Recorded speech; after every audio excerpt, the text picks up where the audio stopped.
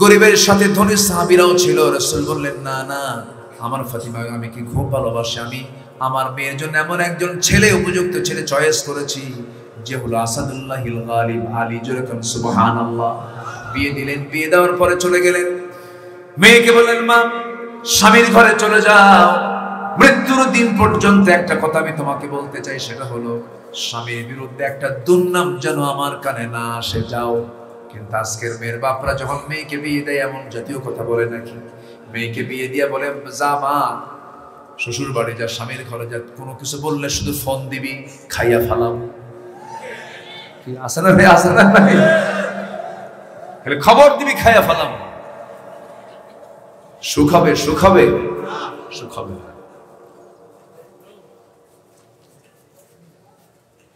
ফাতিমা রাদিয়াল্লাহু তাআলা একদিন নবীর সামনে বসে আছেন, নামাজ পড়তেছেন বসে বসে। নামাজ শেষ হওয়ার পর রাসূল বললেন, ফাতিমা তুমি তো যুবতী মানুষ, বসে বসে নামাজ পড়ো কেন? সমর্থ আছে দাঁড়িয়ে থাকার, বসে থেকে নামাজ পড়া তো ঠিক না। ফাতিমা রাদিয়াল্লাহু আনহা বলেন, আব্বা জান আমিও জানি আমি দাঁড়িয়ে থেকে নামাজ পড়ি, কিন্তু বসে থেকে নামাজ পড়ার কারণ হলো আপনি জামার গায়ে জামাটা দেখতেছেন, এই জামার পিছন দিকের একটা অংশ ছেঁড়া অংশ আছে, তালিযুক্ত অংশ আছে। আমি যদি দাঁড়িয়ে দাঁড়িয়ে নামাজ পড়ি, তালিযুক্ত অংশের দিকে আপনার নজরটা চলে যাবে। আপনি আমার বাবা, আপনি যখন আমার গায়ে, আমার পরনে তালিযুক্ত ছেঁড়াযুক্ত কোনো কাপড় দেখবেন, আপনি মনে মনে চিন্তা করতেই পারেন, আহারে আমার জামাই আলী আমার মেয়েকে কাপড়ে কষ্ট দেয়, এতটুকু দোষ আপনার সামনে আমার সামনে প্রকাশ হয়ে যায়, এটা চাই নাই মনে করে আমি আপনার সামনে বসে বসে নামাজ পড়ি। যেরকম সুবহানাল্লাহ। ফেরাউন পৃথিবীতে বেঁচে ছিল হলো 1600 বছর, আর বিগত সময় তারা ছিল হলো 16 বছর। সংখ্যার মিলটা দেখছেন? সংখ্যার মিল আছে না নাই? চরিত্রেরও মিল আছে। ফেরাউনের একটা নেশা ছিল, সেটা হলো ক্ষমতা। জনগণ চাক আর না চাক, ক্ষমতার চেয়ারে থাকতেই হবে, প্রয়োজনে মানুষ মেরে শেষ করে। এটা ছিল ফেরাউনের স্বভাব। ইউযাবিহুনা আবনাআকুম ওয়া ইস্তাহয়ুনা নিসাআকুম। ফেরাউন কি করত? ছেলে সন্তানগুলোকে জিন্দা রেখে মেয়ে সন্তানগুলোকে কি বলে, ছেলে সন্তানগুলোকে জবহ করে মেয়ে সন্তানগুলোকে সে জিন্দা রাখত, নেতৃত্বের সংকট তৈরি করার জন্য। ফেরাউন আসমানি কিতাবে আগুন ধরিয়ে দিয়েছিল জাতিকে মূর্খ রাখার জন্য, ইসলামকে নিশ্চিহ্ন করার জন্য। ফেরাউন নানামুখী ষড়যন্ত্র করেছিল। তো চারিত্রিক কিছু মিলও আছে না নাই বলেন তো? আছে। সম্মানিত ভাইয়েরা, যাই হোক, আমরা ওই সমস্ত ব্যক্তির জন্য দোয়া করে যারা বিপদগামী হয়েছিলেন, তারা যেন জুলুমের পথ ছেড়ে তারা যেন ঈমানের পথে, ইসলামের পথে যেন ফিরে আসতে পারে। আল্লাহ সেই তৌফিক তাদেরকে দান করুন। জোরে বলি আমিন। আমরা প্রতিশোধ পরায়ণ নই, আমরা প্রতিশোধ নিতে জানি না। রাসূল মানা করে দিয়েছেন, প্রতিশোধের মজা হলো কিছুক্ষণ, প্রতিশোধ দিলেন কিছুক্ষণ আপনি আনন্দ পাবেন, কিন্তু ক্ষমা করে দিয়েছেন এই তৃপ্তি আপনার আমৃত্যু থেকে যাবে। এই জন্য প্রতিশোধ নয়, ক্ষমা। ক্ষমার মধ্যে রয়েছে বিশাল বড় এক তৃপ্তির জায়গা। সম্মানিত ভাইয়েরা, তবে বুকটা ফেটে যায় তখনই যখন এই প্ল্যাটফর্মে যখন কথা বলি, তখন একজন মহান ব্যক্তির কথা মনে হয়, আল্লামা সাইদ রাহিমাহুল্লাহর কথাটা মনে হয়। আমার মনে হয় তিনি এখানে আসছেন নাকি? আসছেন তো, অবশ্যই আসবেন নাকি? হ্যাঁ, এই 82তম মাহফিলে উনি আসবেন, এটা কথা হলো। হয়তো অনেক আগের কথা, উনি এসেছেন। উনি আসেন নাই কোথায়? উনি তো গোটা বাংলাদেশ, ঠিক কিনা? একটা মানুষের জন্য শুধু রায় হয়েছিল, রাস্তায় রাজপথে জীবন দিয়েছে শত শত মুসলমান। এই দেশের ইতিহাসে, নিকটবর্তী ইতিহাসে এমন রেকর্ড নেই। সম্মানিত ভাইয়েরা, সম্মানিত বন্ধুগণ, গভীর রাতের ক্লাসে বসেছি, একটু মনোযোগ দিয়ে কিছু কথা আমরা শুনবো, জোরে বলি ইনশাআল্লাহ। আলোচনার সূচনায় আমি কোরআনে কারীমের গুরুত্বপূর্ণ একটি সূরা, সূরাতুল আহজাব থেকে আমি 2 থেকে 3টা আয়াতে কারীম আমি তেলাওয়াত করেছি। আয়াতগুলোকে সামনে রেখে আমি কিছু কথা বলতে চাচ্ছি। ওয়ামা তাওফীকি ইল্লা বিল্লাহ আলাইহি তাওয়াক্কালতু ওয়া ইলাইহি মুনীব। আসুন সেই মহান রবের প্রতি পূর্ণ ভরসা রেখে সোজা আমরা আলোচনার দিকে চলে যাই। কোরআন নাজিল করেছেন কে? আল্লাহ। আসতে বলবেন না কে? আল্লাহ। আমার ভালো মন্দ সুবিধা অসুবিধা সবচেয়ে বেশি বুঝেন তিনি কে? আল্লাহ। আমার কল্যাণ আমার অকল্যাণ বেশি বুঝেন কে? আল্লাহ। সে আল্লাহর পক্ষ থেকে নাজিল হয়েছে কোরআন। সেই কোরআন থেকে যারা কথা বলবে তারাই সত্য কথা বলবে, কোরআন থেকে যারা বিচার করবে তারাই সঠিক বিচার করবে, কোরআন থেকে যারা মানুষকে দাওয়াত দেবে তারাই সঠিক দাওয়াত দেবে। মান ক্বালা বিহি সাদাকা ওয়া মান হাকামা বিহি আদালা ওয়া মান দাআ ইলাইহি ফাকাদ হুদিয়া ইলা সিরাতিন মুস্তাকিম। এজন্য কোরআন দিয়ে আমরা ব্যক্তি জীবন সাজাতে চাই, পারিবারিক জীবন সাজাতে চাই, সামাজিক জীবন সাজাতে চাই, অর্থনৈতিক জীবন সাজাতে চাই, ব্যবসায়িক জীবন সাজাতে চাই, রাষ্ট্রীয় জীবনও সাজাতে চাই। কিন্তু এই মতের পক্ষে কিন্তু সবাই নয়। একটা মহল আমার দেশে আছে যারা এটার পক্ষে নাই, বলে যে ব্যক্তিগত জীবনে ইসলাম মানো, রাজনীতি কেন ইসলাম করবা? আমার নবীজি তিনি কি ইসলামকে রাষ্ট্রে নেন নাই? আসতে বলে রাষ্ট্র বড় না ইসলাম বড়? জোরে বলেন রাষ্ট্র বড় না ইসলাম বড়? রাষ্ট্র দিয়ে ইসলাম চলবে না ইসলাম দিয়ে রাষ্ট্র চলবে? হ্যাঁ বলেন, ইসলাম দিয়ে রাষ্ট্র চলবে। আর এখনকার কিছু চিন্তাবিদ, নাস্তিক চিন্তাবিদ, এগুলো যারা বলেন রাষ্ট্র চলবে ইসলাম বাদে, আছে না নাই বলেন? তারা হজও করে, নামাজও পড়ে, কপালে হাজরা আসওয়াদের মতো কালো চিহ্ন আছে। কথা বোঝেন নাই? মানে গোটা কপাল জুড়ে হাজরা আসওয়াদ, কিন্তু উনি রাষ্ট্রে ইসলাম মানতে চান না। সুদের বিধান বন্ধ হোক, জেনার লাইসেন্স বাজেয়াপ্ত হোক, মদের লাইসেন্স বন্ধ হোক, এটা অনেকেই চান না। আছে না নাই বলেন তো? আসতে বলবেন না, আছে না নাই? কিন্তু না, ইসলাম মানার শর্ত হলো আংশিক না পুরোপুরি? পুরোপুরি। ইসলাম আংশিক মানার নাম নয়। আল্লাহ রাব্বুল আলামিন বলেন أفتؤمنون ببعض الكتاب وتكفرون ببعض। তুমি কিতাবের কিছু অংশ মানবে আর কিছু অংশ মানবে না, তা হবে না, তোমাকে পুরোপুরি মানতে হবে। আল্লাহ রাব্বুল আলামিন আরেক জায়গায় বলছেন উদখুলু ফিস-সিলমি কাফা ওয়ালা তাত্তাবিউ খুতুওয়াতিশ শাইতান ইন্নাহু লাকুম আদুউম মুবিন। জোরে বলুন আল্লাহু আকবার।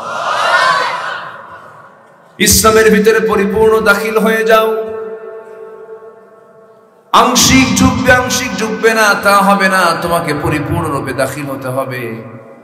আল্লাহ রাব্বুল আলামিন ইসলাম যে দিয়েছেন, আল্লাহ আমাকে দিয়েছেন, কেন দিয়েছেন? ইন্নাদ-দীনা ইনদাল্লাহিল ইসলাম। জোরে বলুন আল্লাহু আকবার। আমার আল্লাহর কাছে মনোনীত দিন, মনোনীত জীবন বিধান হলো ইসলাম। ইসলামটা আল্লাহর মনোনীত, এই জন্য ইসলাম নিয়ে কোনো কথা বলা যাবে না। ইসলাম যা বলবে আমাকে তাই বলতে হবে। ইসলামকে আমি চালাতে পারবো না, বরং ইসলাম আমাকে চালাবে। কিন্তু আমার দেশের কিছু সুশীল সমাজের দাবিদাররা তারা ইসলামকে চালাতে চায় কি যে নামাজ এটা মানো, রোজা মানো, তারপরে দান সদকা মানো, মসজিদ মানো, মাদ্রাসা মানো। ক্যান্টনমেন্ট মানার দরকার নাই, সচিবালয় মানার দরকার নাই, রাষ্ট্রে মানার দরকার নাই। ওর নতুন করে আবার ঈমান আনতে হবে। আসতে কন কেন? আসতে কন কেন? সম্মানিত ভাইয়েরা, সম্মানিত বন্ধুগণ, এতক্ষণের আলোচনা আমরা স্পষ্ট হয়ে গেলাম, মুসলিম হতে হলে ইসলামকে মানতে হবে 1 আনা না 16 আনা? বলুন, 1 আনা না 16 আনা? যখন আমরা রাতের বেলা বিছানায় যখন ঘুমাতে যাই, তখন মশা থেকে বাঁচার জন্য আমরা মশারি টানাই। এটা কি আমরা একদিকে খোলা রাখি? বলুন, খোলা রাখি? আচ্ছা, খোলা যদি একটা সাইডে একটু যদি খোলা রাখি, মশারি টানানোর যে উদ্দেশ্য সেটা কি পূরণ হবে? হবে না। কেন? পুরোপুরি ঢাকতে হবে। পুরোপুরি মশারি না টানালে আপনার যে উদ্দেশ্য ডেঙ্গু থেকে বাঁচানো, চিকুনগুনিয়া থেকে বাঁচানো, এই মশার কামড় থেকে আপনি বাঁচার জন্য যেমন আপনি মশারি টানাতে নিয়ে যেমন আপনি আংশিক খোলা রাখবেন না, আংশিক খোলা রাখলে, পুরোটা খোলা রাখলে যে ক্ষতিটা হতো সেই একই ফলাফল হবে। ঠিক তেমনই আপনি যদি ইসলামকে সব জায়গায় না মেনে কিছু জায়গায় মানলেন, কিছু জায়গায় মানলেন না, এটার ফলাফল শূন্য হবে। এটার ফলাফল কি হবে? শূন্য হবে। কি হবে তাতে? ফলাফল হচ্ছে, আল্লাহ নিজেই বলছেন, ইল্লা খিজিয়ুন ফিল হায়াতিদ দুনিয়া, দুনিয়ার জীবনে তুমি লাঞ্ছিত হবে এবং আখিরাতে তুমি ক্ষতিগ্রস্তদের অন্তর্ভুক্ত হয়ে যাবে। এটা কার কথা? আল্লাহর কথা। সম্মানিত ভাইয়েরা, তাহলে আমাকে যে ব্যক্তি, যে দল, যে সম্প্রদায় আমাকে ইসলাম ছাড়া অন্য কিছুর আহ্বান জানাবে, আমি কি সেই ব্যক্তির কথায় কি সেই দিকে যেতে পারি? সেই দিকে যাব আমি? আমরা তো সবকিছুই দেখেছি। প্রথম স্বাধীন হয়েছে 1947-এ, এরপর 1971, এখন চলছে হলো 2024। স্বাধীনতার 54 বছরে কেউ ছিলেন 25 বছর, কেউ ছিলেন 16 বছর, কেউ ছিলেন 9 বছর। মাঝখান দিয়ে মঈনুদ্দিন ফখরুদ্দিন কেয়ারটেকার গভর্নমেন্টটা ছিলেন কয়েক বছর। সবাই তো ছিলেন, সবার পরিচয় মুসলমান হলেও তারা কিন্তু রাষ্ট্রে নামাজের মতো মিনিমাম একটা আইনটা পর্যন্ত তারা পাশ করতে পারেন নাই। অথচ জাহান্নাম থেকে বাঁচার জন্য 1 নম্বর শর্ত হলো কি বলেন তো? কি বলেন? জোরে বলেন কি? সম্মানিত ভাইয়েরা, আজকে আমার দেশে মাত্র নামাজির সংখ্যা হলো 5%, বাকি 95% নামাজি পড়ে না। এই চিত্রায়িত হতো না যদি নামাজি সরকার যদি কায়েম থাকতো। নামাজি হতো দেশের মানুষ 95% আর বেনামাজি থাকতে 5%। অতএব আমরা সব দেখা শেষ করেছি। আগামীর দেশ দেখতে চাই আমরা কোরআনের দেশ, ইসলামের দেশ, কোরআনের দেশ। রাজি আছেন কারা কারা? হাত উঁচু করে দেখান মুসলমান।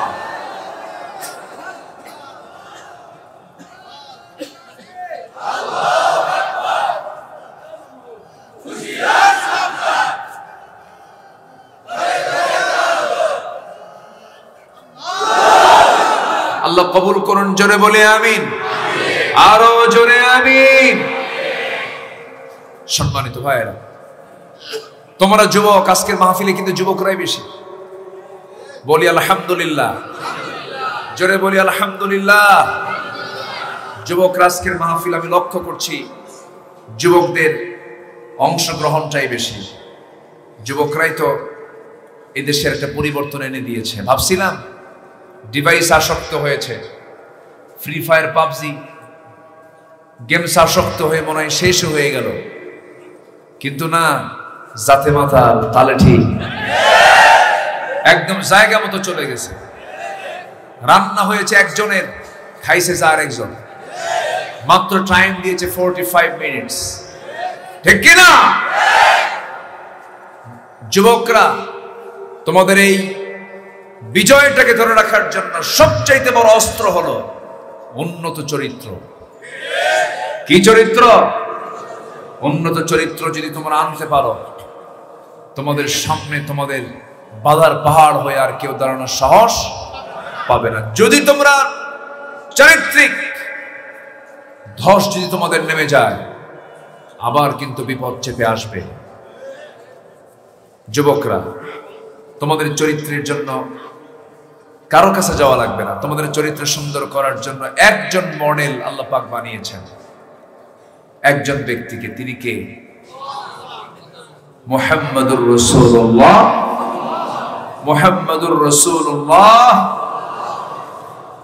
আল্লাহ রাব্বুল আলামিন বলেন, লাকাদ কানা লাকুম ফি রাসূলিল্লাহি উসওয়াতুন হাসানাহ লিমান কানা ইয়ারজুল্লাহা ওয়াল ইয়াওমাল আখির ওয়া যাকারাল্লাহা কাসীরা। তোমাদের জন্য উত্তম আদর্শের বাস্তব নমুনা অন্য কেউ নন, একটা মাত্র ব্যক্তি আল্লাহ পাক তাকে সিলেকশন দিয়েছেন, তিনি হচ্ছেন মুহাম্মদ সাল্লাল্লাহু আলাইহি ওয়াসাল্লাম। তার সম্মান কত, তার মর্যাদা কত, তার দামটা কত, আল্লাহ পাক তার সম্মান কত বাড়ায় দিয়েছেন। যে আল্লাহ তাআলা নিজে কোরআন রাসূলকে উপহার দিলেন, 23 বছরের কোরআন যার উপরে নাযিল হলো, সেই রাসূলকে আল্লাহ পাক নিজে পর্যন্ত তাকে কখনো নাম ধরে ডাক দেন নাই। সুবহানাল্লাহ বলবেন না? সব নবীকে নাম ধরে ডেকেছেন। নাম ধরে ডেকেছেন আদমকে, ইয়া আদম উসকুন আনতা ওয়া যাওজুকাল জান্নাহ। নাম ধরে ডেকেছেন মুসা আলাইহিস সালাতু ওয়াস সালামকে, ওয়া মা তিলকা বিয়ামিনিকা ইয়া মুসা। ইয়া ইয়াহইয়া খুযিল কিতাবা বিকুওয়া ইয়া ইব্রাহিম ইয়া যাকারিয়া। আল্লাহ রাব্বুল আলামিন সব নবীকে হরফে নিদা প্রয়োগ করে ডাক দিয়েছেন, কিন্তু আমার নবীকে আল্লাহ পাক কোথাও ডাক দেন নাই।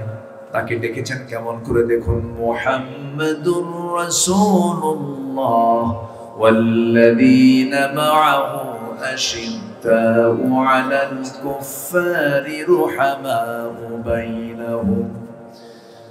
আমার রাসূলকে আল্লাহ রাব্বুল আলামিন আরেক জায়গায় নাম ধরেছেন, কিন্তু কি গুণবাচক শব্দ প্রয়োগ করেছেন, ওয়া মা মুহাম্মাদুন ইল্লা রাসূল قد خلت من قبله الرسل। আল্লাহ পাক তার রাসূলকে এক জায়গায় ডাকছেন, ইয়া আইয়ুহাল মুসাম্মিল কুমিল লাইলা ইল্লা কালিলা নিসফাহু আও ইনকুস মিনহু কালিলা আও জিদ আলাইহি ওয়া রাত্তিলিল কুরআনা তারতিলা। জোরে বলুন আল্লাহু আকবার। আরেক জায়গায় ডাক দিচ্ছেন, ইয়া আইয়ুহাল মুদাসসির কুম ফাআনজির ওয়া রাব্বাকা ফাকাব্বির ওয়া সিয়াবাকা ফাতাহহির ওয়ার রুজজা ফাহাজুর। জোরে বলুন আল্লাহু আকবার। কোথাও আল্লাহ পাক তাকে নাম ধরে ডাকলেন না। আরেক জায়গায় বলছেন, ইয়া আইয়ুহার রাসূল বাল্লিগ মা উনজিলা ইলাইক। আরেক জায়গায় সুন্দর করে যেখান থেকে আমি তেলাওয়াত করেছি এই জায়গায় ডাক দিচ্ছেন, ইয়া আইয়ুহান নাবিয়্যু ইন্না আরসালনাকা শাহিদান ওয়া মুবাশশিরান ওয়া নাযীরা। জোরে বলুন আল্লাহু আকবার। হে আমার সম্মানিত নবী, আপনি হলেন সাক্ষী, আপনি হলেন মুবাশশির, সুসংবাদ দানকারী, আপনি হলেন ভীতি প্রদর্শনকারী, আপনি হচ্ছেন দাঈ।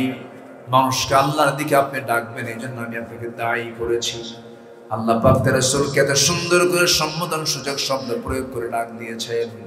আমার বন্ধুগণ, সেই নবীর শান মানটা কত! আল্লাহ বলছেন চরিত্র খোঁজার জন্য কারো কাছে যাওয়ার দরকার নাই। চরিত্র খোঁজার জন্য একজন ব্যক্তির জীবনটা দেখো, তিনি হচ্ছেন আমার রাসূল মুহাম্মদ সাল্লাল্লাহু আলাইহি ওয়াসাল্লাম। সেই নবীর জীবন থেকে আমরা আজকে 15টা আদর্শ শিখে যাব। কয়টা আদর্শ বলেন? 15টা আদর্শ শিখে যাব। সবাই রাজি আছেন তো? একটাও কি বলেছি নাকি? একটাও কি বলেছি?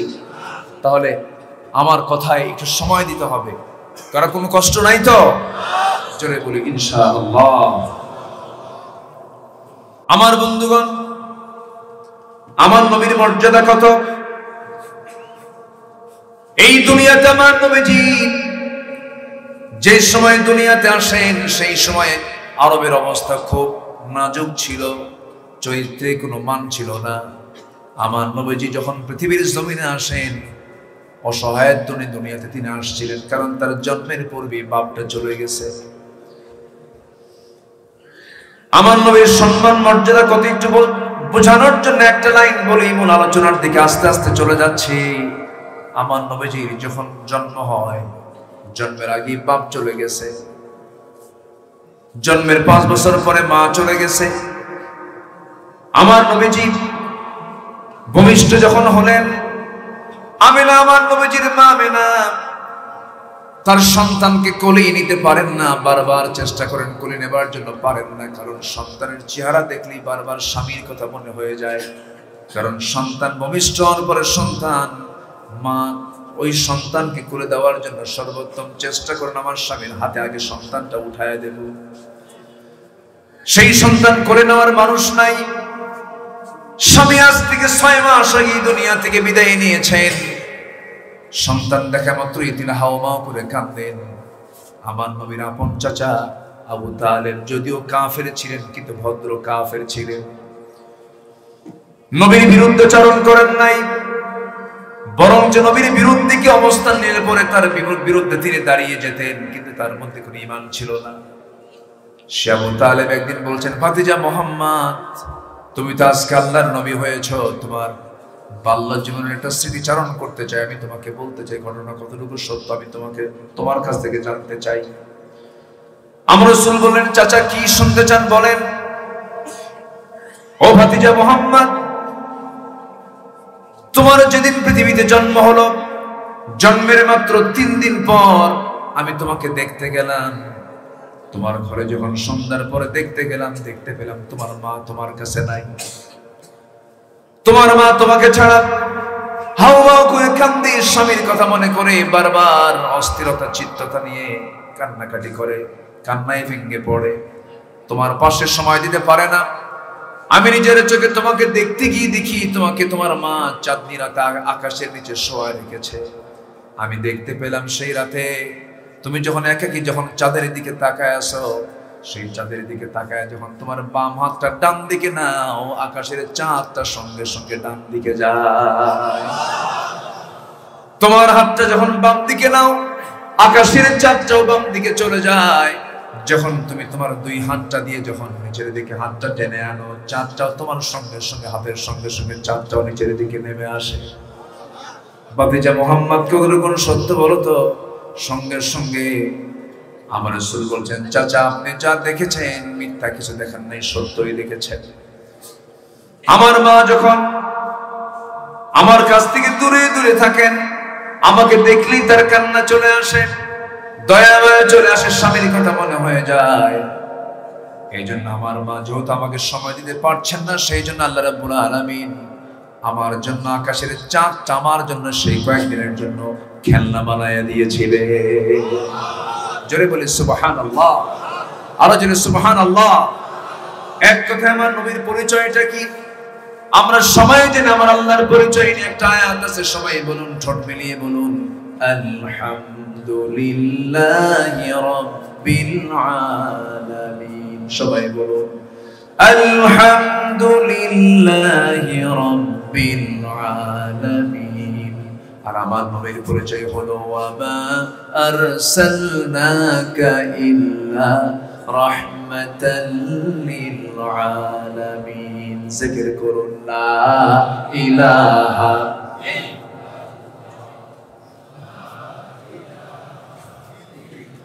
আরো জোরে লা ইলাহা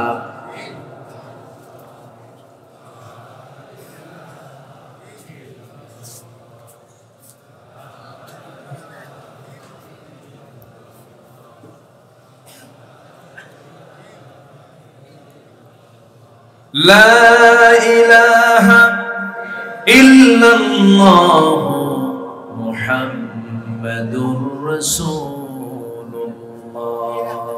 সাল্লাল্লাহু আলাইহি ওয়াসাল্লাম। সেই নবীর লাইফ থেকে, সেই নবীর জীবন থেকে আমরা 15টা আদর্শ আমরা আজকে খুঁজে বের করতে চাই কোরআনের আলোকে। নাম্বার 1 হলো আমার নবীজির সবচেয়ে বড় গুরুত্বপূর্ণ আদর্শ ছিল, আমার নবীজি একজন সফল দাঈ ছিলেন। দাওয়াত দিয়েছেন মানুষকে কার পথে? আসতে বলবেন না কার পথে? আমরা মানুষকে দাওয়াত দেব কিসের পথে বলেন?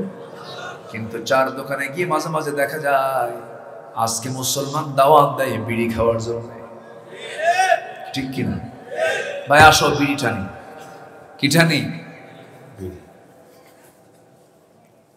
আবার মাহফিলে এসে আবার প্রশ্ন করে, হুজুর বিড়ি খাওয়া কি জায়েজ আছে?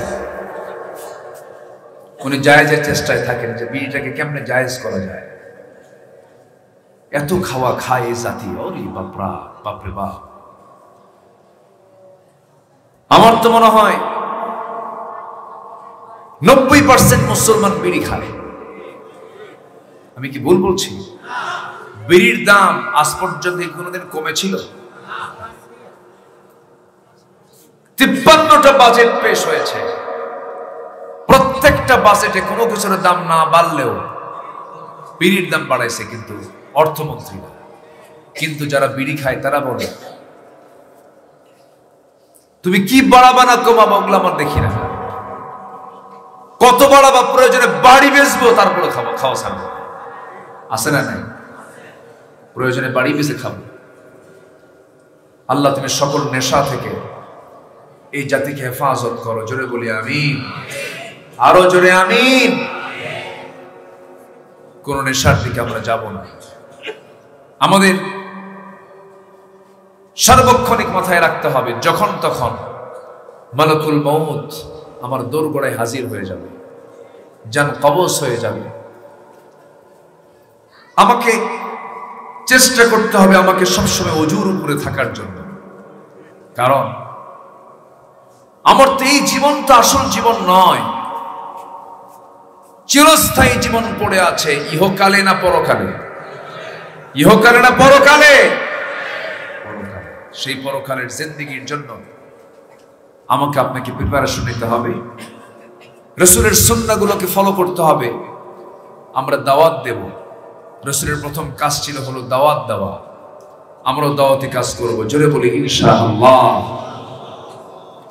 আল্লাহ রাব্বুল আলামিন বলেন, উদউ ইলা সাবিলি রাব্বিকা বিল হিকমাতি ওয়াল মাউইযাতিল হাসানাহ ওয়াজাদিলহুম বিল্লাতী হিয়া আহসান ইন্না রাব্বাকা হুয়া আ'লামু বিমান দাল্লা আন সাবিলিহি ওয়া হুয়া আ'লামু বিল মুহতাদিন। জোরে বলুন আল্লাহু আকবার।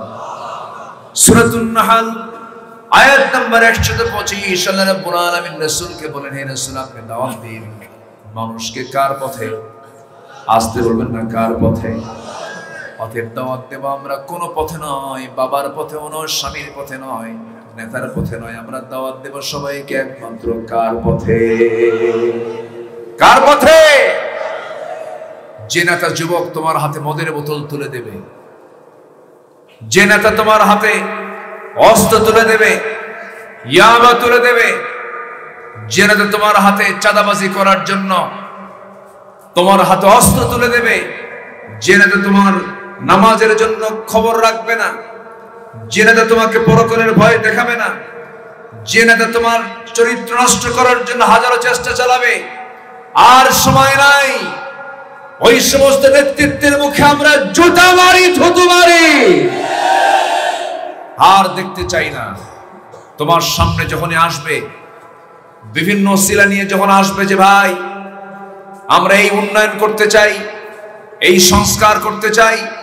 শুধু একটা কথা বলে দিবেন, তুমি আল্লাহর গোলাম, আল্লাহর বান্দা, তুমি কি চাও? কোরআন চাও না দুনিয়া চাও? যদি কোরআন চাও ওয়েলকাম, যদি কোরআনকে না চাও জুতা পেটা করা দরকার। মুসলমান হয়ে ইসলাম মানবা না ধান্দাবাজি করো। ইসলাম আমরা সব জায়গায় দেখতে চাই, ঠিক কিনা বলেন? ঠিক কিনা? সবাই রাজি আছেন তো? এই জন্য সবার আগে এক নম্বর হলো দাওয়াতি কাজ। দাওয়াত দিতে হবে। আমার রাসূল দাওয়াত দিয়েছেন আগে বাহিরে না ভিতরে? বলেন, প্রথম দাওয়াত দিয়েছেন বাহিরে না ভিতরে? ভিতরে। আমার নবীজি জাবালে নূরে ছিলেন, সে গারে হেরার ভিতরে 5টা বছর তিনি ধ্যানমগ্ন ছিলেন। আমার নবীর কাছে 5 বছর পর ওহী নাজিল হলো। আমার নবী ওহীর কার্যক্রম নিয়ে কাঁপতে কাঁপতে বাড়ির দিকে চলে গেলেন। বাড়িতে গিয়ে বললেন, খাদিজা, লাকাদ খাশিতু আলা নাফসি, আমি আমার জীবনের সঙ্গীতে মনে হয় বাঁচব না, দুনিয়া থেকে বিদায় নিয়ে নেব, মরে যাব। আম্মা জান খাদিজা রাদিয়াল্লাহু তাআলা আনহা বলছেন, আমার স্বামী গো, আপনি কি চিন্তা করেন? আপনি তো এমন কোন মানুষ নন যে আপনি কারো ক্ষতি করেছেন। আপনি বিধবার পাশে দাঁড়ান, আপনি তিমের পাশে দাঁড়ান, অসহায়ের পাশে আপনি সুন্দর করে দাঁড়িয়ে যান। খেদমতের জন্য আপনার দিল সর্বক্ষণ কাঁদে।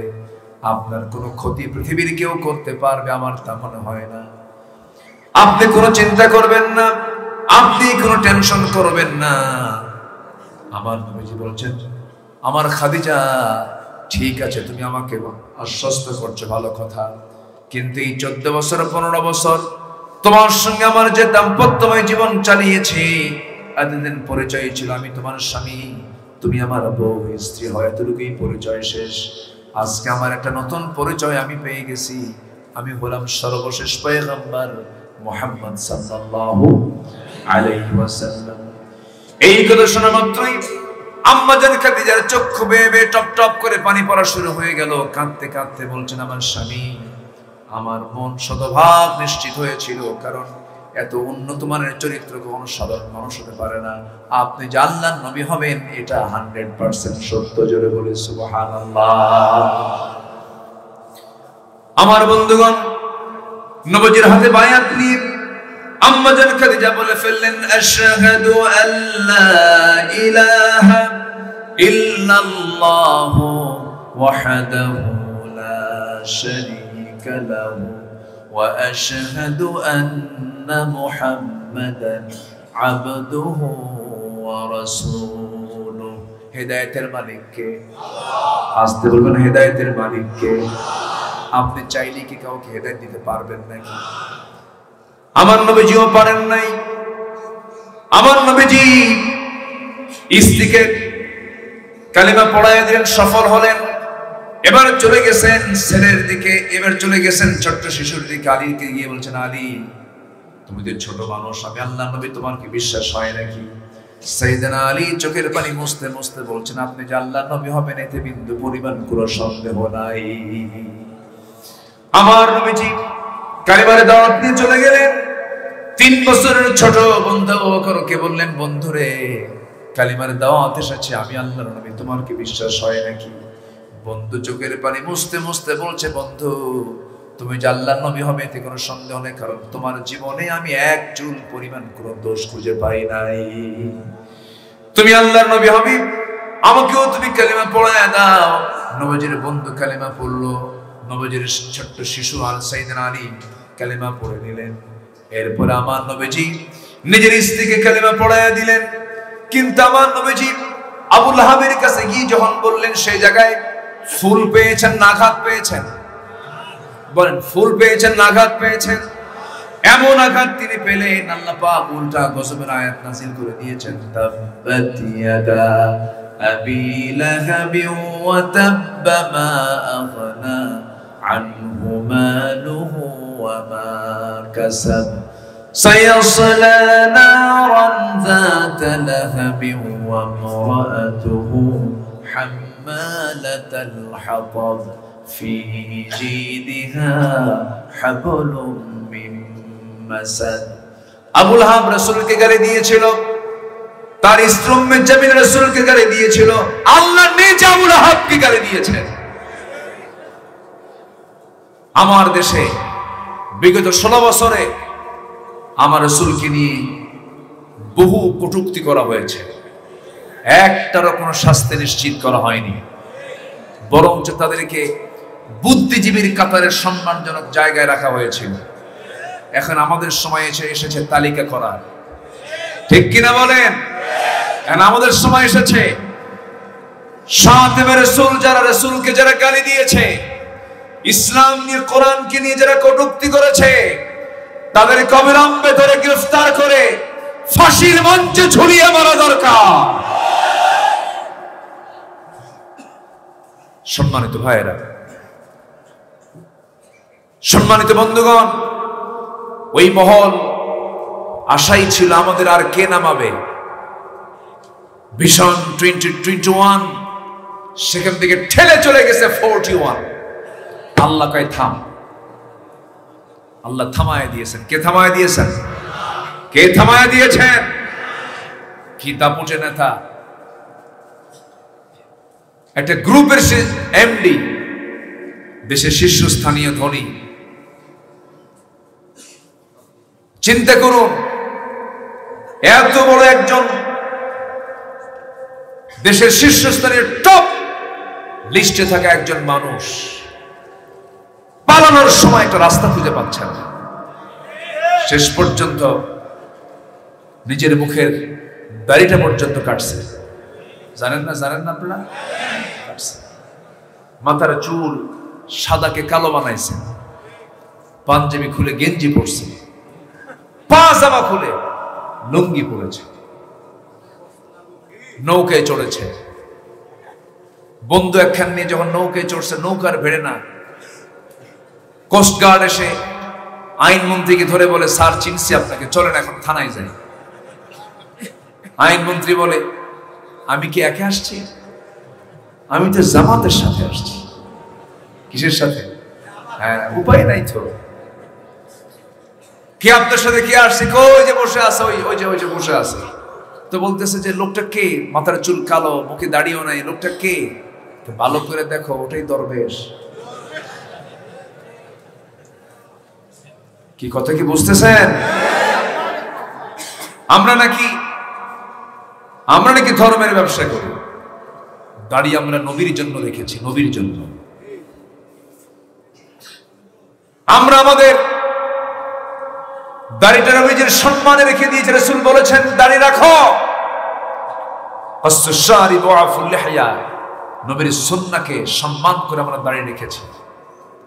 ধর্মের ব্যবসা তারাই করে যারা তাদের প্রয়োজনে দাড়ি রাখে, তাদের প্রয়োজনে দাড়ি কাটে, তাদের প্রয়োজনে নির্বাচন রাখতে মাথায় পট্টি বাঁধে, আবার নির্বাচন চলে গেলে মাথায় তিলক লাগায়, টিপ লাগায়। ঠিক কিনা? আমাদেরকে গালি দাও, আলেমরা পালায় না। আলেমরা পালাইছে? কোন আলেম পালাইছে? কোন আলেম পালায় পাকিস্তান গেছে? ওরা কই গেছে?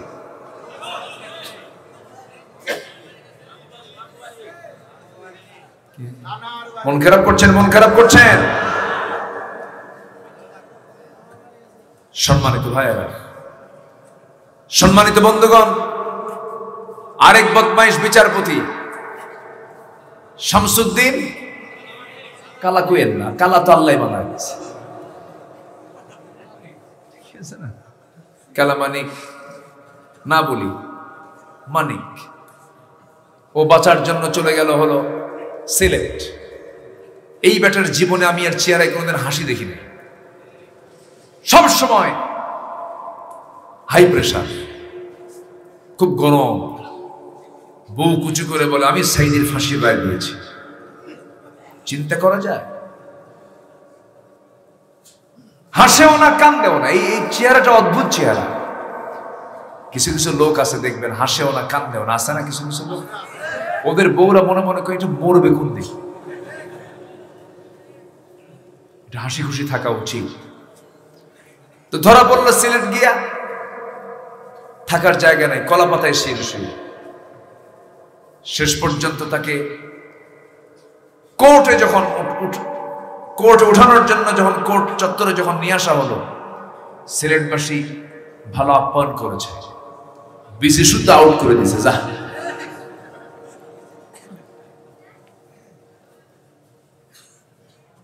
আরেকজন মানিক জাহাঙ্গীরনগর ইউনিভার্সিটির এক কুখ্যাত ছাত্র নামের কলঙ্ক, ধর্ষক, সে 100টা নারীর জীবন ধ্বংস করে ক্যাম্পাসে সে এসে সাংবাদিকদের ডাক দিয়ে মিষ্টি বিতরণ করেছিল। এই সমস্ত কুলাঙ্গারদের ঝুলায় মেরে রক্ত মাংস হাড় হাড্ডি কুত্তা বিলাই দিয়ে খাওয়ানো দরকার ছিল। অনেক কিছু করেছে এরা। চিন্তা করুন, আল্লামা সাঈদীকে চিকিৎসার নামে 13 আগস্ট ধরে নিয়ে জেলখানা, একটা জটিল জায়গা, সেখানে থাকলেন। ভালোই ছিল, কোনোদিন উনি কান্দেন নাই। ওনার সঙ্গে আমার জীবনের প্রথম হজের সফর হয়েছিল 2009 সাল, ফার্স্ট, আর ওনার জীবনের লাস্ট। ওই সময় ট্রাইব্যুনাল গঠন হচ্ছে, মামলা হচ্ছে। ওনাকে বলা হলো, হুজুর আপনি দেশে না যাওয়াই ভালো হবে। উনি মুস্কি হাসি মেরে বললেন যে আমার জনগণ, আমার দেশের মানুষ নির্যাতিত থাকবে, আর আমি প্রবাস জীবনে আরামে থাকবো, এই শিক্ষা রাসূল আমাকে দেন নাই। আল্লাহু আকবার বলবেন না? উনি কারাবরণ করতে হবে এটা মাথায় নিয়েই তিনি দেশে ঢুকেছেন।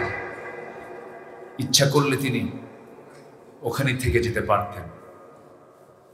চিকিৎসার নামে 2023-এর 13 আগস্ট তাকে হসপিটালে ভর্তি করা হলো জোরপূর্বক।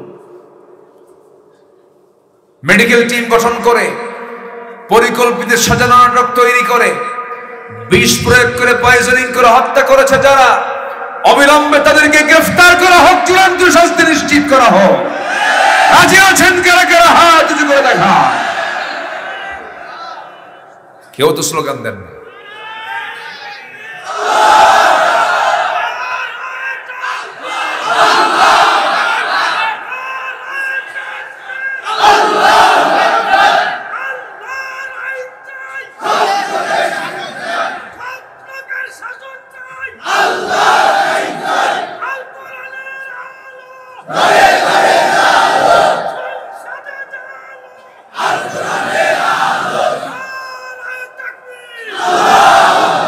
আল্লাহ কবুল করুন, জোরে বলি আমিন। এই ওমর ছিল কই? আমি তো ওমরকে পাইনি এতক্ষণ। আলহামদুলিল্লাহ বলি আলহামদুলিল্লাহ। আমি কি শেষ করে দেব? চালাবো আলোচনা? চলো হুজুর মরুক।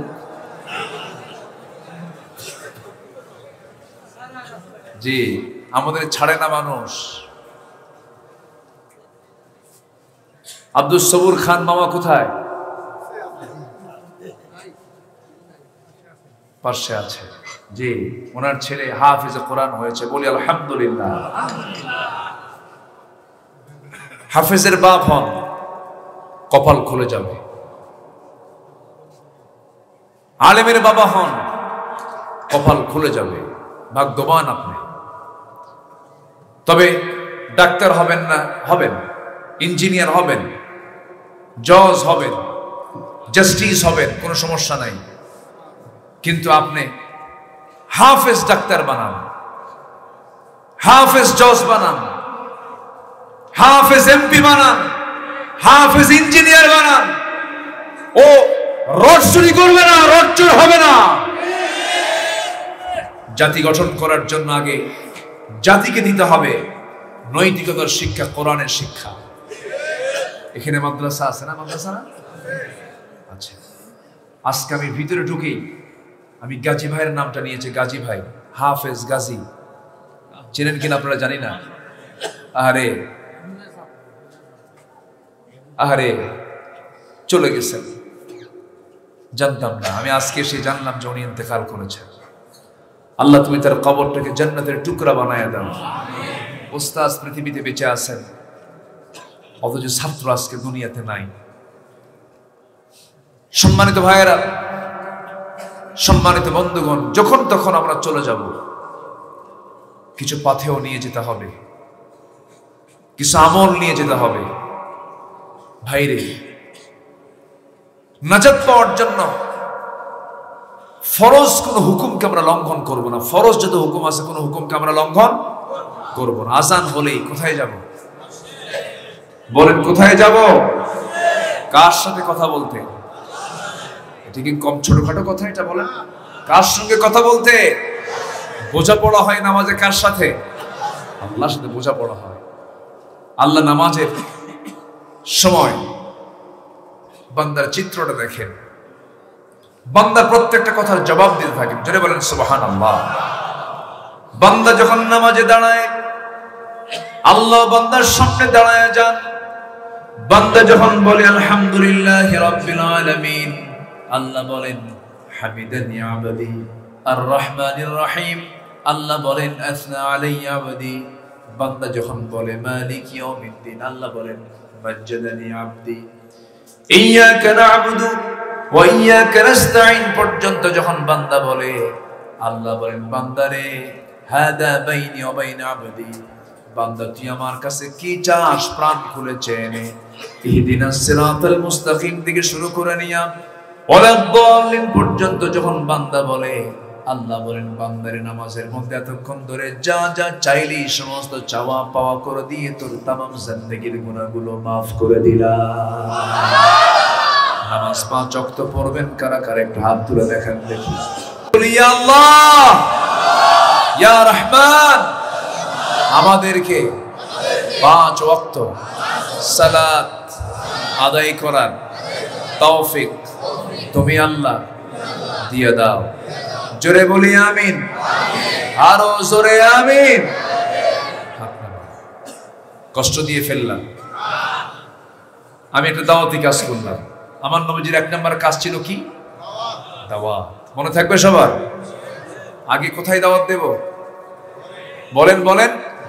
কু আনফুসাকুম ওয়া আহলিকুম নারা, নিজে বাঁচাও, তোমার পরিবারকে জাহান্নাম থেকে বাঁচাও। এটা হচ্ছে সবচেয়ে বড় চ্যালেঞ্জ। আমরা আগে পরিবারকে দাওয়াত দেব। অনেকের দেখবেন নিজে নামাজ পড়ে, বউটা নামাজ পড়ে না, আছে না? আচ্ছা, আবার কিছু কিছু পুরুষ আছে বউটাকে পর্দায় রাখাতে সে পছন্দ করে না।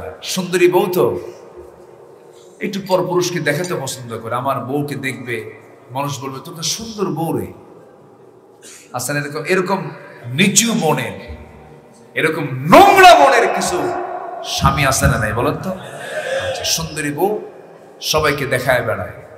কেউ আসছে বেড়াতে, বলে সুইটি, কি বুঝতেছেন কি? সুইটি চা নিয়ে আসো তো, বন্ধুদের চা খাওয়া আছে কিনা? আচ্ছা, বউকে ডিসপ্লে করে। আবার হুন্ডায় চড়ায়, নর্মাল কোনো হুন্ডা না, লেটেস্ট R15, যার প্যাসেঞ্জার সিট হলো 3 তলা আর ড্রাইভিং সিট হলো আন্ডারগ্রাউন্ড। ঠিক আছে, মানে ড্রাইভার যা আছে দেখাই যায়, তলে থাকে। বউটাকে পিছন সিটে উঠায় দিল, মাথার চুল খোলা, চুল ছেড়ে দেওয়া, চোখে আশকারা মাশকারা, কপালে টিপ, গালে আটা ময়দা, শাড়ি একখান লাগায় দিয়া হোন্ডাই তুললো। হোন্ডার আওয়াজ কম, আওয়াজ বাড়ান যায় কেমনে? বলল যে পাইপ আউট কর, স্যালেঞ্জার পাইপ আউট। এবার হোন্ডার আওয়াজ না হয়েছে হেলিকপ্টার, দিল একখান টান। মুকুন্দগাতি টু সয়দাবাদের মোড়। ভাবতেছেন হুজুর চেনে না?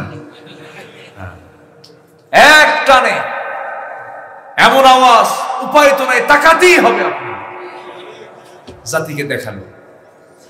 দেখানোর পর সন্ধ্যার আগ দিয়ে যমুনার পারে গিয়ে আবার 16 Pro Max আইফোন দিয়ে ছবি একখান তুলে ফেসবুকে আপলোড দিয়ে লিখলো, প্রিয় ভাইয়েরা আসুন আমার বউটাকে সবাই মিলে জামাতের সাথে দেখি।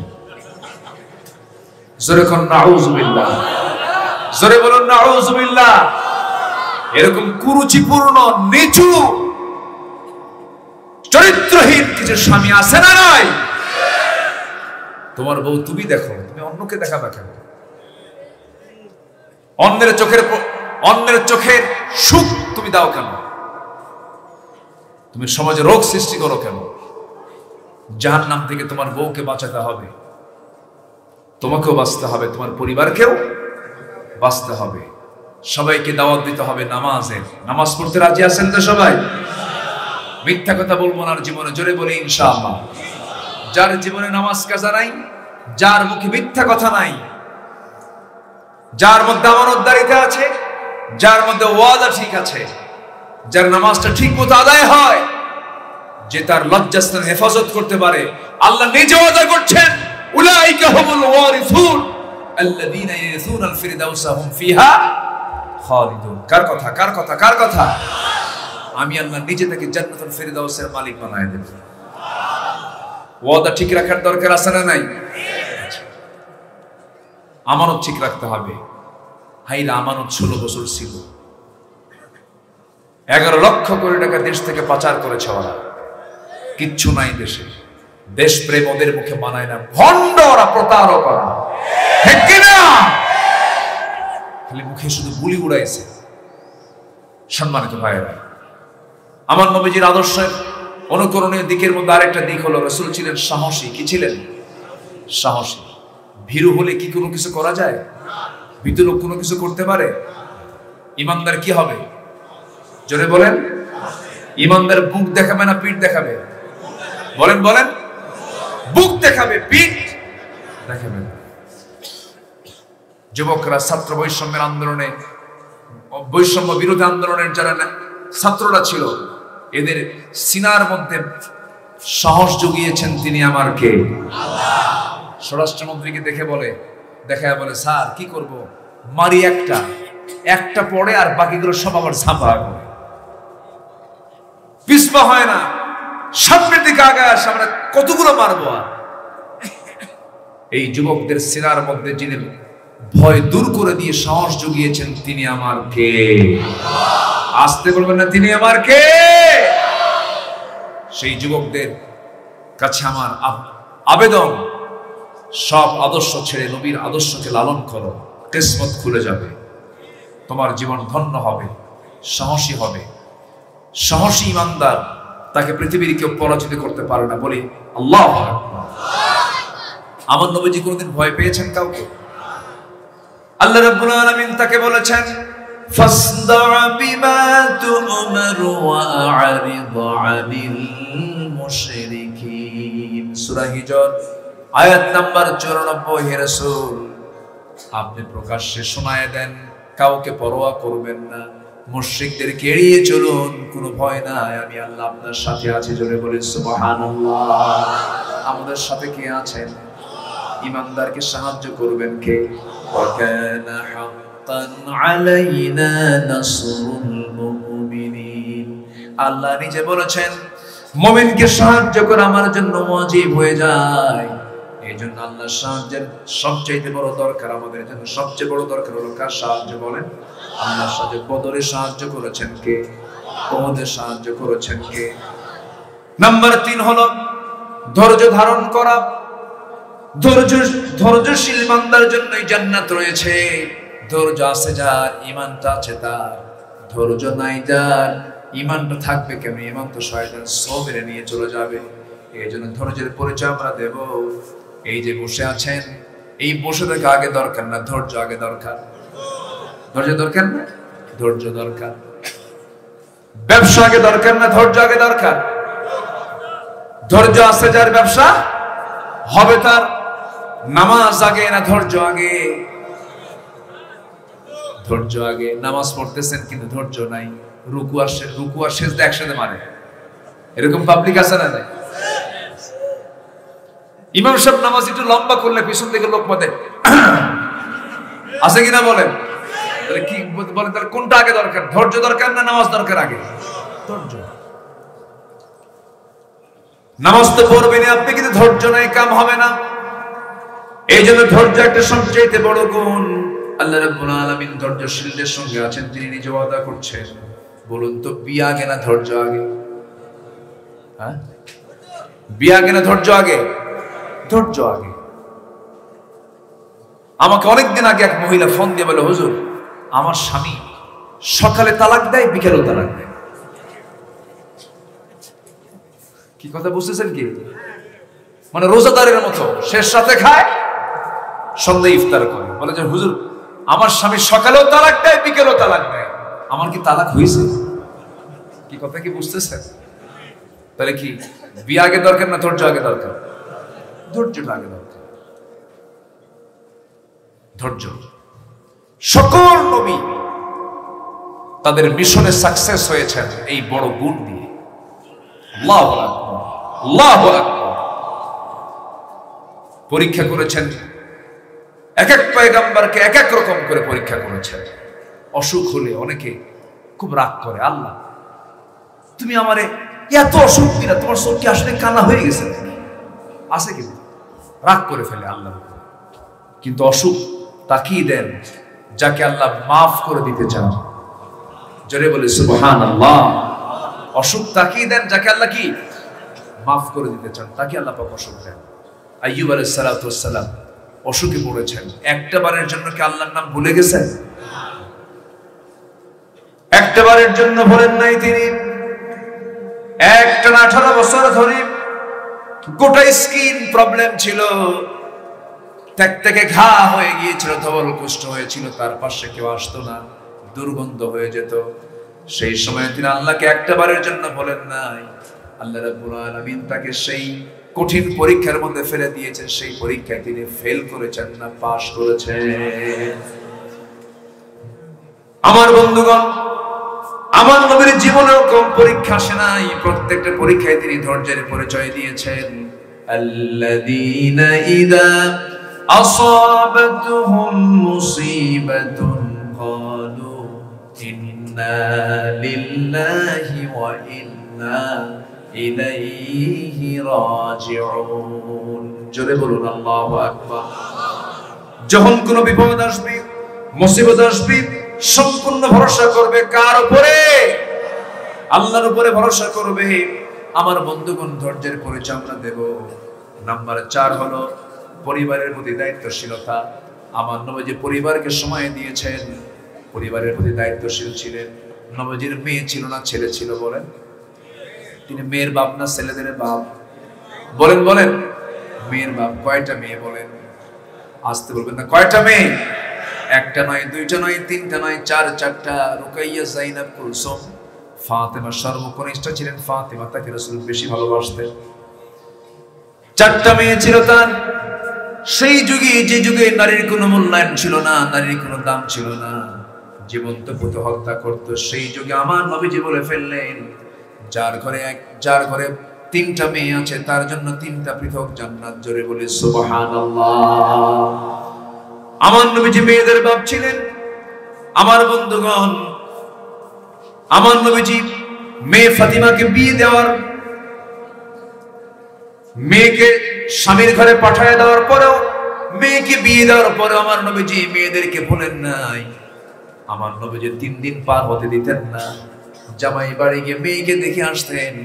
আমার নবীজি মেয়েকে বিয়ে দিয়ে তার চোখের পানি ফুরাতো না, তিনি কাঁদতেন সন্তানের জন্য, খুব মহব্বত করতেন ফাতিমা রাদিয়াল্লাহু আনহা। আমার নবীজি 3 দিন পার হলেই তিনি অস্থির হয়ে যেতেন, আমার ফাতিমা কোথায়, ফাতিমাকে দেখতে যাব। এই পরিবারের প্রতি যে অ্যাট্রাকশনে, আকর্ষণ শিখিয়েছেন মুহাম্মদ সাল্লাল্লাহু আলাইহি ওয়াসাল্লাম। আমার নবীজি মেয়ে ফাতিমাকে বিয়ে দিয়েছেন ধনীর সাথে না গরিবের সাথে? বলেন বলেন বলেন বলেন। আবার কুলসুম রাদিয়াল্লাহু আনহাকে বিয়ে দিয়েছেন কার সাথে? ধনীর সাথে। দেখেন, একই পরিবারে একজন গরিব আর একজন কি ধনী, কিন্তু ইচ্ছা করলে তো ওসমান জিন্নুরাইন তার ভাইরাকে দিতে পারতেন। পাখির মধ্যে পায়রা, ভাইয়ের মধ্যে কি আছে নাকি এই কথা এলাকায়? পাখির মধ্যে ভাইরা ভাইয়ের মধ্যে ভাইরা, নিজের ভাইয়ের সঙ্গে না মিল থাকলেও ভাইরা ভাইরা মিল থাকে। কিন্তু দেখা গেল ওসমান জিন্নুরাইন কোনদিন তার ভাইরা সাইয়েদনা আলীকে কোনো কিছু দিতে পারতেন না। সাইয়েদনা আলী তার চিন্তা ছিল আমার গরিবই আমার জন্য গর্ব, আমি যে গরিব আছি এটা আমার জন্য ভালো, এটা আমার জন্য সহজ। একদিন ওসমান জিন্নুরাইন নবীর সামনে দাঁড়ায় কেঁদে কেঁদে বলছে, হুজুর একটা বিষয় কি, ইয়া রাসূলুল্লাহ, আমার মন চায় আমার সম্পদগুলো কমে যাক, আমি সম্পদ থেকে দূরে চলে আসি, আমার সম্পদ কেমনে কমে যায় এই আমলটা আপনি আমাকে শিখিয়ে দেন। আজ পর্যন্ত আমি কোনো মানুষকে আমি পাই না যে লোকটা এসে বলে, হুজুর আপনি আমার জন্য দোয়া করেন সম্পদ যেন কমে, এরকম দোয়া কি কেউ চায় নাকি? কিন্তু এমন ধনী ওসমান যিনি বলছেন, ইয়া রাসূলুল্লাহ আপনি আমার জন্য দোয়া করেন আল্লাহ যেন আমার সম্পদ কমায় দেন। রাসূল বলছেন, ওসমান আমি তোমাকে একটা প্রশ্ন করব। কি প্রশ্ন? সেই প্রশ্ন হলো, তুমি যখন খেতে বসো তুমি কেমন করে খাও বলো তো, তোমার খাদ্যাভ্যাসটা কেমন? তিনি বলছেন, ইয়া রাসূলুল্লাহ আমি শুধু মাটিতে নয়, যদি আমি কোন আরোহণে চড়ে থাকি, কোন উটের পিঠেও চড়েছি, উট চলতেছে, খাওয়া দাওয়া করতেছি, সেই সময় যদি আমার হাত থেকে একটা দানাও যদি জমিনে পড়ে যায়, উটটাকে বসায় রেখে আমি নিচে নেমে সেই দানাটা বের করে ধুয়ে সেই দানাটা খেয়ে নিয়ে নষ্ট করি না।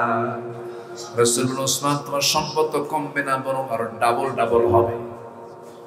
জোরে বলি সুবহানাল্লাহ, আরো জোরে বলি সুবহানাল্লাহ।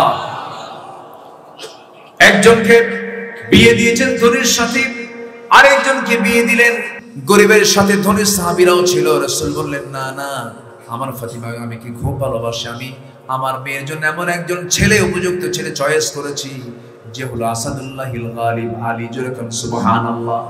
বিয়ে দিলেন, বিয়ে দেওয়ার পরে চলে গেলেন, মেয়েকে বললেন, মা স্বামীর ঘরে চলে যাও, মৃত্যুর দিন পর্যন্ত একটা কথা আমি তোমাকে বলতে চাই, সেটা হলো স্বামীর বিরুদ্ধে একটা দুর্নাম যেন আমার কানে না আসে, যাও।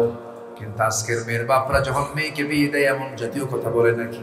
মেয়েকে বিয়ে দিয়া বলে, যা মা শ্বশুর বাড়ি যা, স্বামীর ঘরে যা, কোনো কিছু বললে শুধু ফোন দিবি, খাইয়া ফালাম। কি আছে না ভাই? আছে না ভাই?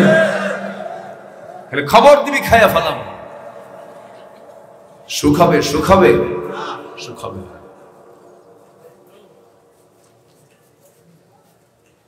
ফাতিমা রাদিয়াল্লাহু তাআলা একদিন নবীর সামনে বসে আছেন, নামাজ পড়তেছেন বসে বসে। নামাজ শেষ হওয়ার পর রাসূল বললেন, ফাতিমা তুমি তো যুবতী মানুষ, বসে বসে নামাজ পড়ো কেন? সমর্থ আছে দাঁড়িয়ে থাকার, বসে থেকে নামাজ পড়া তো ঠিক না। ফাতিমা রাদিয়াল্লাহু আনহা বলেন, আব্বা জান আমিও জানি আমি দাঁড়িয়ে থেকেই নামাজ পড়ি, কিন্তু বসে থেকে নামাজ পড়ার কারণ হলো আপনি জামার গায়ে জামাটা দেখতেছেন, এই জামার পিছন দিকের একটা অংশ ছেঁড়া অংশ আছে, তালিযুক্ত অংশ আছে।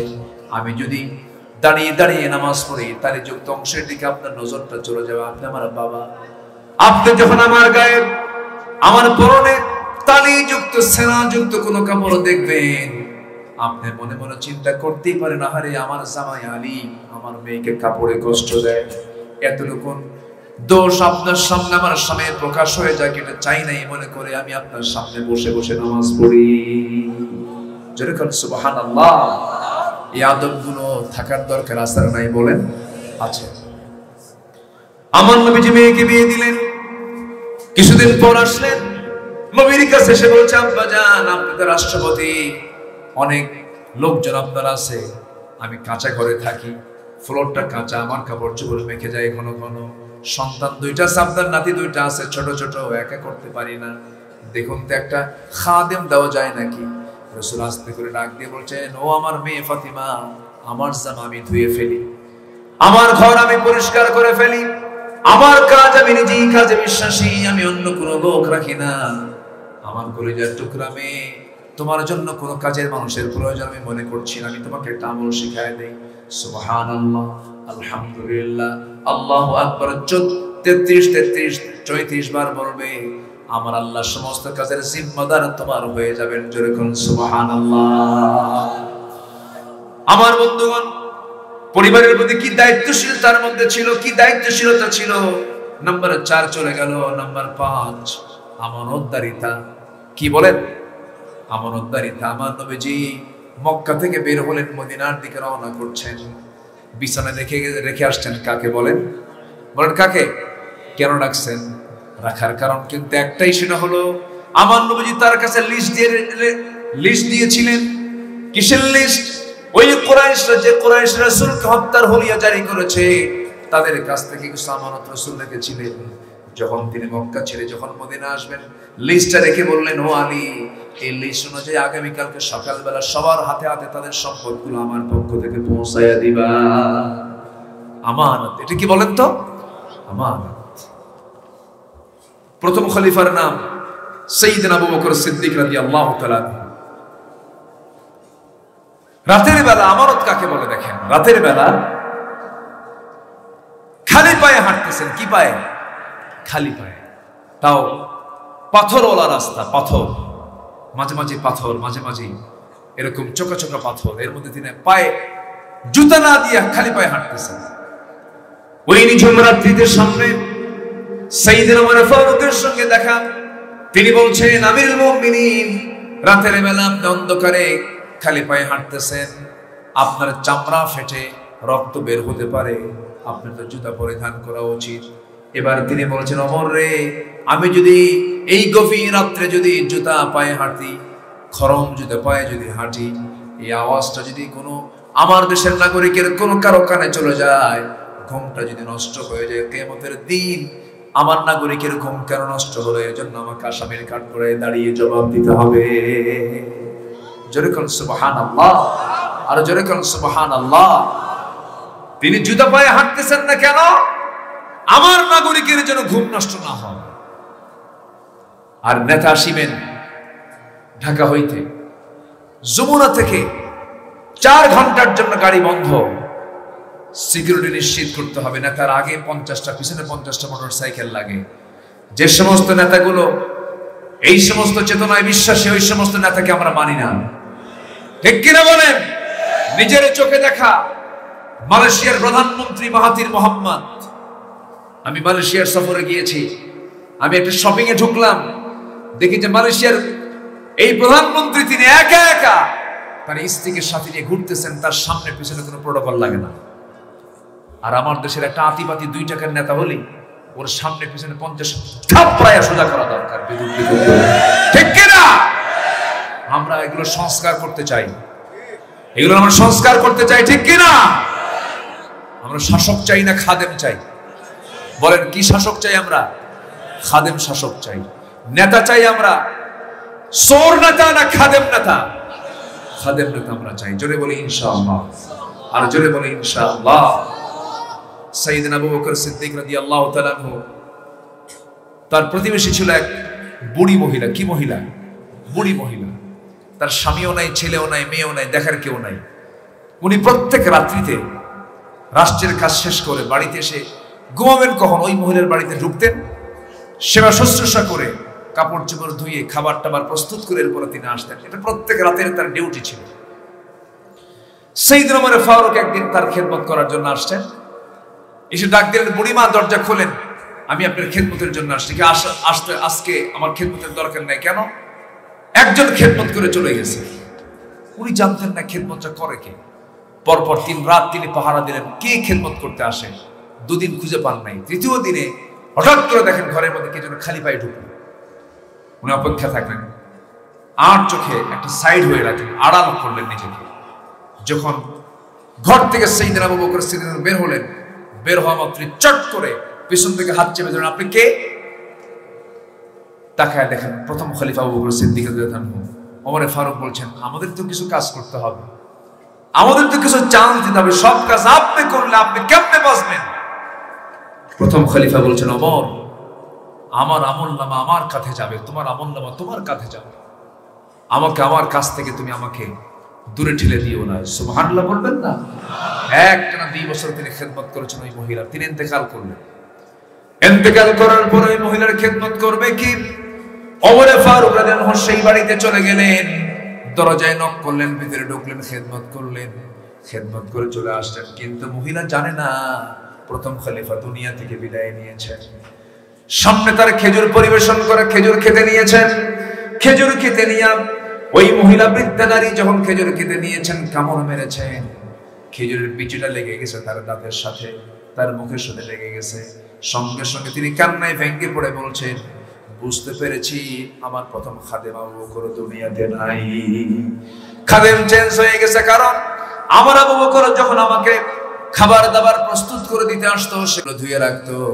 শুধু খেজুর ধুয়ে রাখতো না, খেজুরের বিচিগুলো সম্পূর্ণ ভিতর থেকে বের করে দিত, যেন আমি বুড়ি মানুষ, আমার খেতে যেন চুল পরিমাণ কষ্ট না হয়। জোরে বলে সুবহানাল্লাহ। এটার নাম হলো আমানতদারিতা, ন্যায় বিচার, ইনসাফ, যা আমার নবী থেকে শিক্ষা নিয়েছেন সাহাবীরা, আমরা শিখবো। জোরে বলি ইনশাআল্লাহ।